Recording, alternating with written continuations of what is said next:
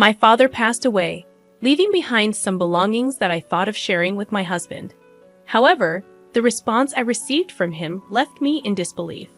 Despite being married, my husband declared that the money I inherited from my father wasn't mine but his.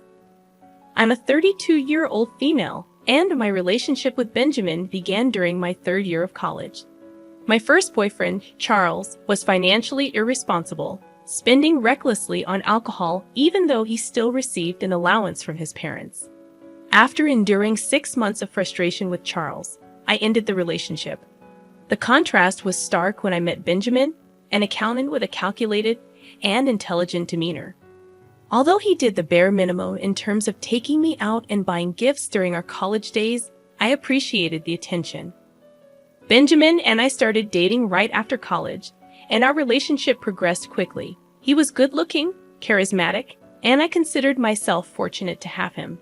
Despite his minimal efforts in the early days, I didn't mind as long as I felt valued.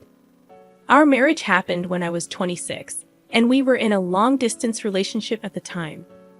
Benjamin proposed after returning from a visit with his family in Colorado, expressing that he couldn't see himself with anyone else. Excitement overwhelmed me, but my mother, for some inexplicable reason, had never approved of Benjamin. Despite my dad liking him, my mother warned me against marrying him, expressing a bad feeling about the union. Disregarding her concerns, I proceeded with the marriage. Initially, our marriage was fine. I was working as a secretary, but a workplace disagreement led me to quit. Benjamin, who provided for our essentials, supported my decision. However, things took a turn when I asked for money to buy a dress, and he dismissed my request, claiming I had enough clothes. As the frustration grew after repeated rejections, I turned to my parents for advice. While my dad suggested understanding, my mom was visibly upset. She decided to call Benjamin, and that marked the onset of the first serious argument we had at home. Benjamin accused me of being selfish, claiming that I'd only thought about money. I defended myself, questioning what was wrong with wanting a few things for myself. The heated exchange led us to sleep in separate rooms. Frustrated, I resolved to start working again and began searching for job listings the next day. Unfortunately, I couldn't secure anything decent. The only job that seemed worthwhile was not close by, and despite attending a few interviews, I received no calls. Accepting my fate, I began to feel like a student again as my parents started sending me money. For a while, I managed to be content, pushing away the pain of knowing that my husband wouldn't provide for me. I took care of bills whenever possible, trying to contribute to the household. However, when my dad fell ill, I felt guilty taking money from my parents, so my allowance was halted. This was about 8 months ago. I refrained from asking Benjamin for money, visiting my parents whenever I could. My dad's health deteriorated, and my mom struggled with managing both his care and the bills.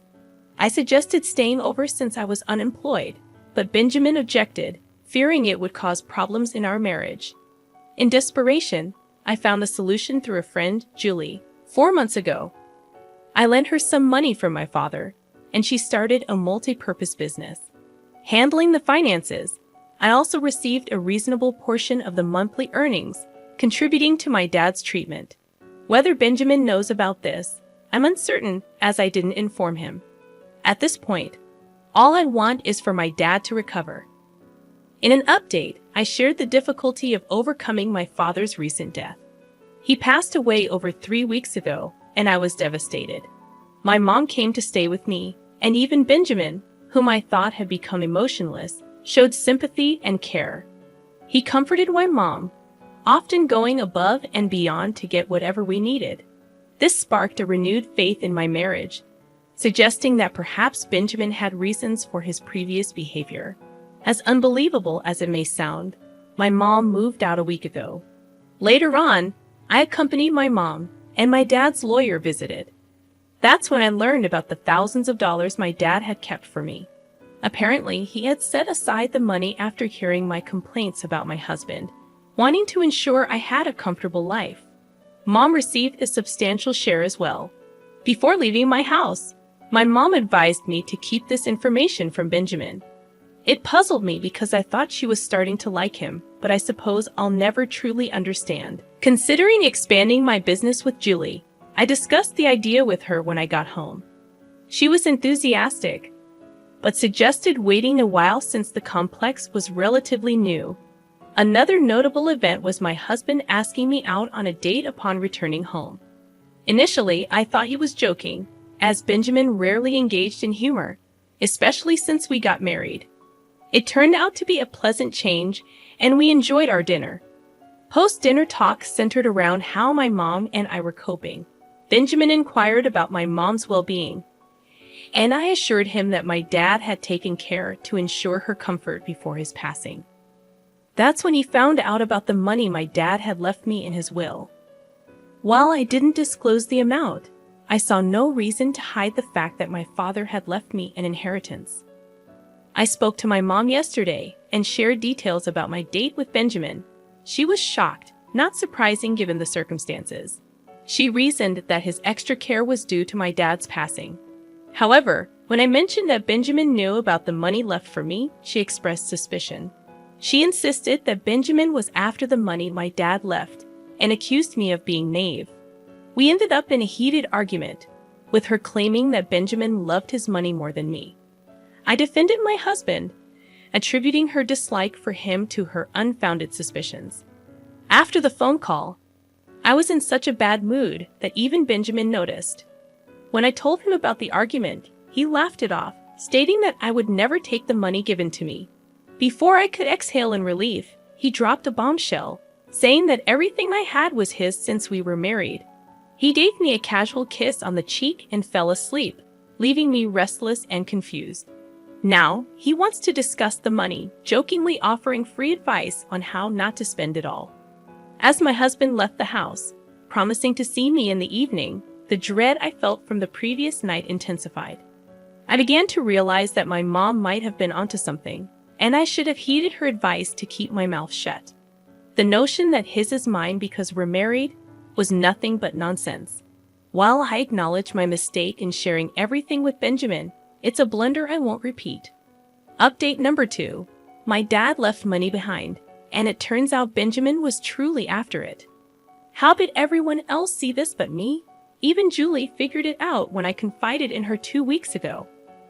Unable to discuss it with my mom due to strained relations, I didn't want to admit she was right about Benjamin. It wasn't an ego thing. I just didn't want to hear her suggest divorce again. Julie, a single mother, sympathized but had no clear advice. Eventually, I mustered the courage to discuss my fears with Benjamin, hoping for understanding. Unfortunately, it only led to a heated argument. I explained that the money left by my father was mine to use as I saw fit. But Benjamin asserted that, as a married couple, everything should be shared. When I pressed him on what he had shared between us, he argued that he covered all household expenses without consulting me.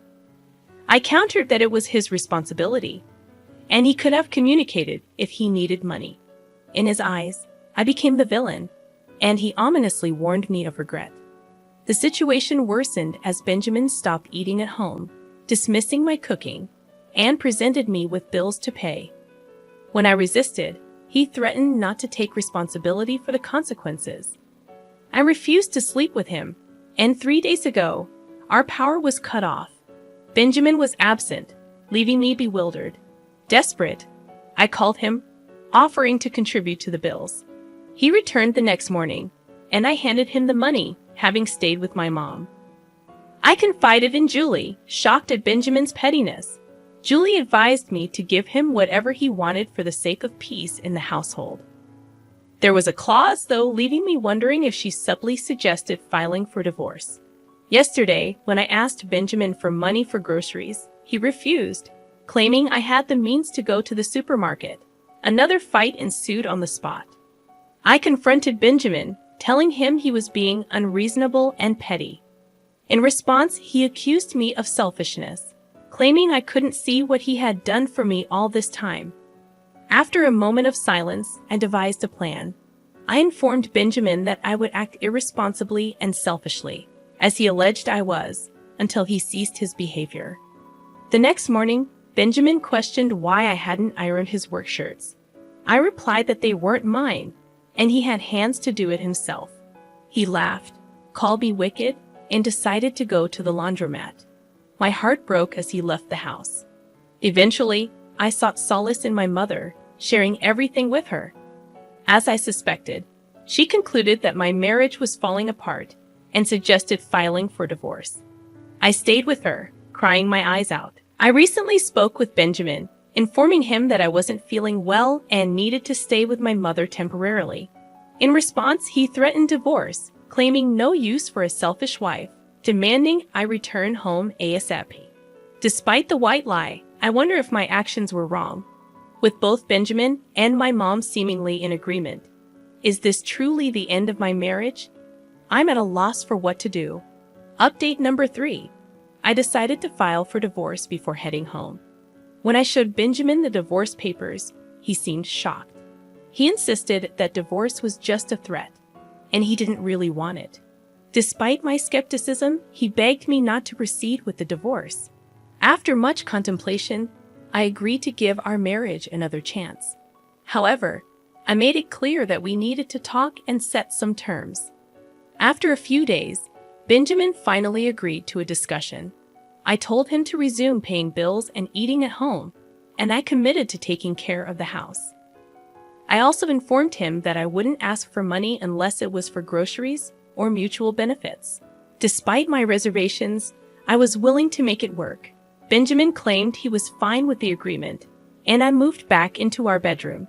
Initially awkward, things eventually normalized. Suddenly, 2 weeks ago, Benjamin changed his stance. I woke up to find him staring at me. When I asked what was wrong, he claimed our earlier agreement wasn't reasonable. Curious, I asked if he meant work, and he revealed he was referring to the money.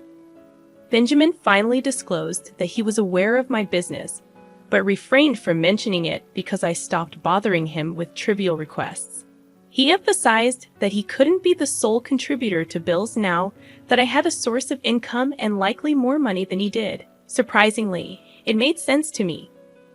I had unknowingly adopted his habit of keeping money to myself.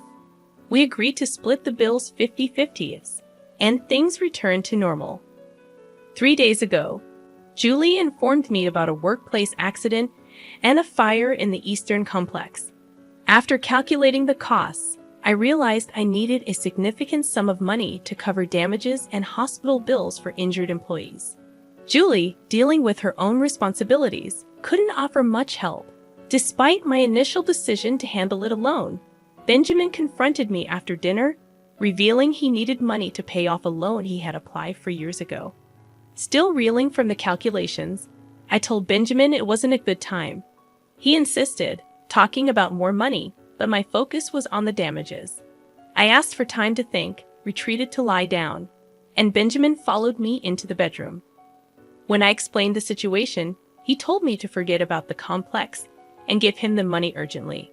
It seemed absurd, and I asked for time to consider.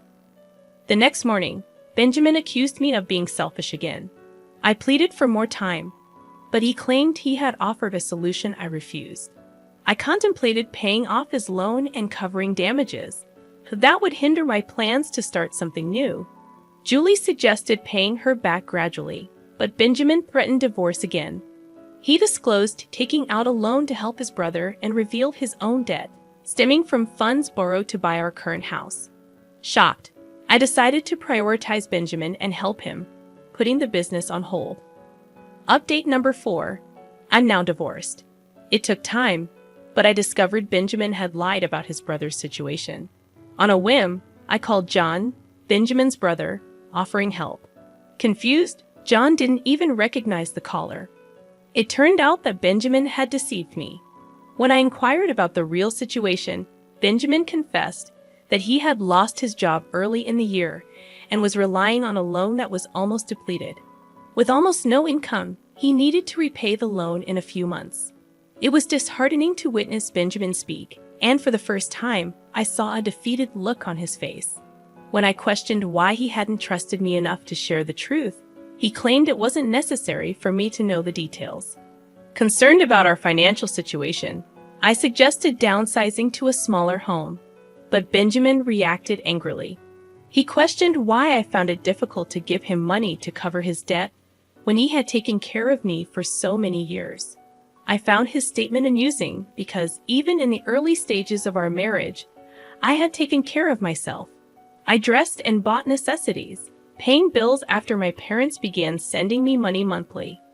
Now, with a substantial sum to my name, I continued paying bills and looking after myself. I recounted all these financial moves to him, excluding details about the business. When Benjamin threatened divorce, I welcomed it, tired of the secrets, lies, and the pain of being in a marriage devoid of love. I packed my belongings and left the house, seeking refuge with my mother. I informed Julie that I would be taking a break for some time, and she understood. Benjamin offered no apology this time, making my decision to divorce him easier. The divorce was finalized 3 weeks ago. I am now focusing on self-care and ensuring the success of the business. While I don't know how Benjamin is faring, I do know he no longer lives in our former home, and I haven't seen or heard from him. It seems like the end of my relationship with my husband. It will take time, but I'm making an effort to leave the past behind.